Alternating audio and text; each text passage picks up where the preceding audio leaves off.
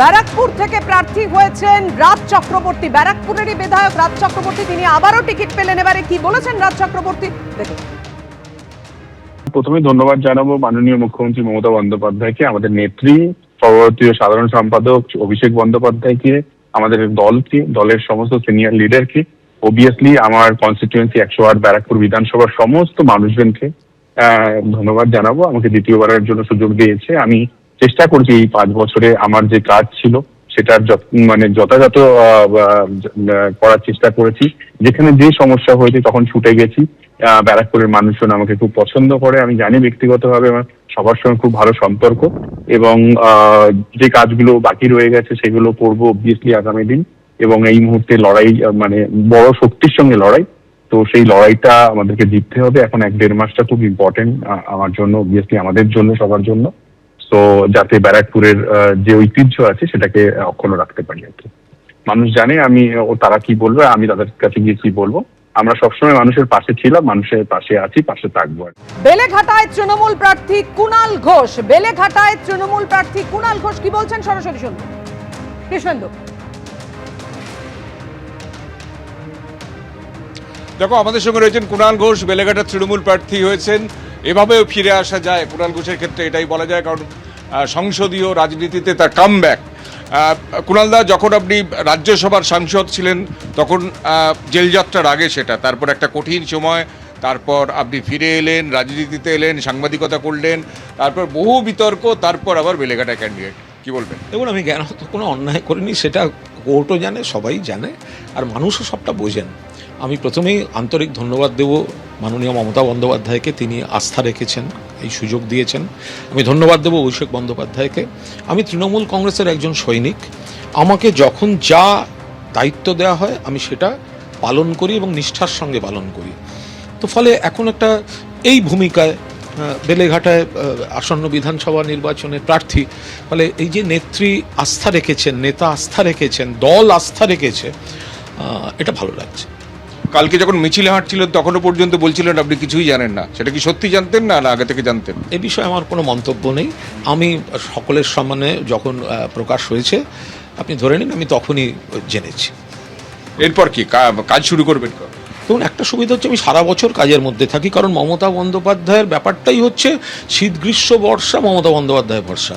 সারা বছর ওই এলাকায় বেলেঘাটায় 8টা ওয়ার্ড আছে, এই 8 জন কাউন্সিলর এবং বিধায়ক, তাদের সকল নিয়ে আমার খুব সম্পর্ক ভালো। এবং আমাদের নেত্রী মমতাদি, বাকি সবাই তো আমরা সৈনিক, যে যার ভূমিকায় আছি। ফলে মাথার উপর মমতাদি অভিষেক, আর এই 8টা ওয়ার্ডে যে কাউন্সিলররা রয়েছেন তারা আমাকে গাইড করে দেবেন, বা দলের অন্য যে নেতারা রয়েছেন, অনেক সিনিয়র নেতারা এই এলাকায় থাকেন, তারা আমাকে বাকিটা গাইড করে দেবেন।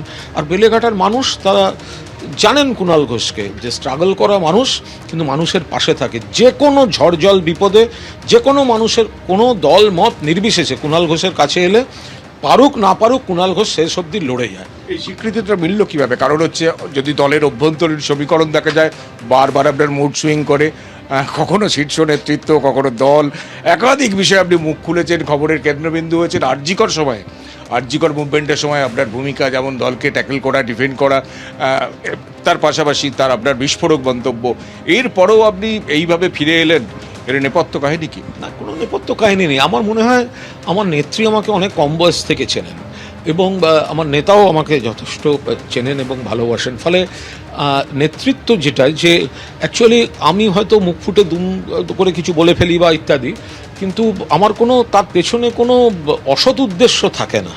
হ্যাঁ, হয়তো কিছু কথা বেরিয়ে যায়, কিন্তু তার মধ্যে কোনো অসৎ উদ্দেশ্য থাকে না। এবং আপনারা শুনছেন যে কুণাল ঘোষ কি বললেন। বরানগর থেকে প্রার্থী হয়েছেন সায়ন্তিকা বন্দ্যোপাধ্যায়, কি বলছেন শুনবো। কিছুক্ষণ আগেই কালীঘাটে তৃণমূল কংগ্রেসের তরফ থেকে প্রার্থী তালিকার অ্যানাউন্সমেন্ট হয়েছে। আমাদের সঙ্গে এই মুহূর্তে রয়েছেন বরানগর বিধানসভা কেন্দ্রের তৃণমূল কংগ্রেস প্রার্থী সায়ন্তিকা বন্দ্যোপাধ্যায়। আপনি 2024-এ ক্যান্ডিডেট হয়েছিলেন, এবার আবার ক্যান্ডিডেট আপনাকে করা হলো, জয়ের ব্যাপারে কতটা আত্মবিশ্বাস? অবশ্যই আত্মবিশ্বাসী, কারণ কাজ করেছি, 1.5 বছর সময় পেয়েছিলাম, 1.5 বছর কাজ করেছি যেটুকু সম্ভব ছিল একজন জনপ্রতিনিধির পক্ষে করার। আমি দলের কাছে কৃতজ্ঞ যে তারা সেই ভরসাটা আমার উপরে রেখেছেন, এবং আমি বরানগরবাসীর কাছেও কৃতজ্ঞ যে তারা এই 1.5 বছরে যে সহযোগিতাটা করেছেন, ভরসাটা রেখেছেন, তার মর্যাদাটা আগামী 5 বছর আমি রাখবো। আচ্ছা, আর একটা কোয়েশ্চেন, এখানে তাপস রায় 2021-এ প্রায় 35,000 ভোটে জিতেছিলেন। 2024-এ আপনার মার্জিন অ্যারাউন্ড 8,000-এর কিছু বেশি ছিল। এবছর মার্জিন কি হতে পারে? আমি বিজেপির কোনো নেতার ব্যাপারে কথা বলবো না। আপনি তৃণমূলের ব্যাপারে জিজ্ঞাসা করুন, মমতা বন্দ্যোপাধ্যায়, অভিষেক বন্দ্যোপাধ্যায়ের ব্যাপারে মার্জিন আমি মার্জিন যাই হোক না কেন, মানুষ ভোট দিয়েছে এবং ভোটে আমি জিতেছি, বিধানসভায় আমি গেছি। মার্জিন নিয়ে কি হলো? এক ভোটে হলেও তো বিধায়ক আমিই ছিলাম, মানুষ তো আমাকেই জনপ্রতিনিধি বানিয়েছিলেন। আর বিজেপির কোনো নেতার ব্যাপারে আমি বক্তব্য রেখে তাদেরকে অত ইম্পর্টেন্স দিতে চাই। লাস্ট কোয়েশ্চেন, গতকাল বিজেপির তরফ থেকে ক্যান্ডিডেট লিস্ট অ্যানাউন্স করা হয়েছে, সেখানে সজল ঘোষকে এখানে ক্যান্ডিডেট করা হয়েছে। আজকে সজল ঘোষ বলেছেন বরানগরে এনার্জি নয় অ্যালার্জি সায়ন্তিকা ব্যানার্জি, কি বলবেন?